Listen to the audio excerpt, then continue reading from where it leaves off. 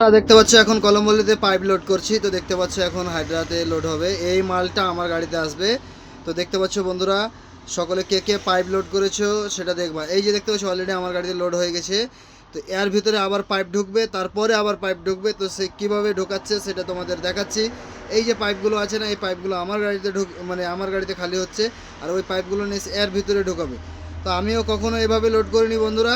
Driver বন্ধুরা, তোমরা যদি কখনো লোড করে থাকো অবশ্যই কমেন্ট করো আর পেজটা ফলো করে নাও। আর দেখতে পাচ্ছ, এই যে দেখতে পাচ্ছ কী সুন্দরভাবে ঢোকাচ্ছে।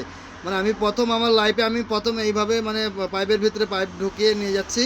এর আগে কখনো নিয়ে যাইনি বা আমি কখনো লোডও করিনি। তো যাই হোক, আমি মানে যত কাজ করবো তত শিক্ষা আছে, তার কারণে এগুলো লোড করলাম বলে আজকে শিখতে পারলাম বা আজকে জানতে পারলাম যে এইভাবে লোড হয়।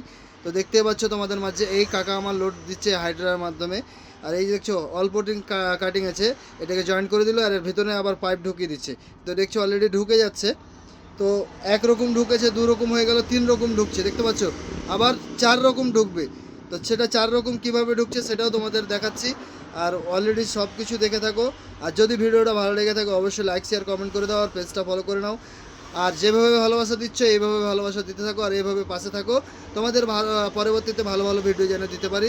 এই যে দেখতে পাচ্ছ, দেখো কিভাবে ঢোকাচ্ছে, অলরেডি চারটা হয়ে গেল, বুঝতে পারছো। তো এই জন্য বলছি যে কোনো কাজকে ছোট করে দেখানো ঠিক নয়।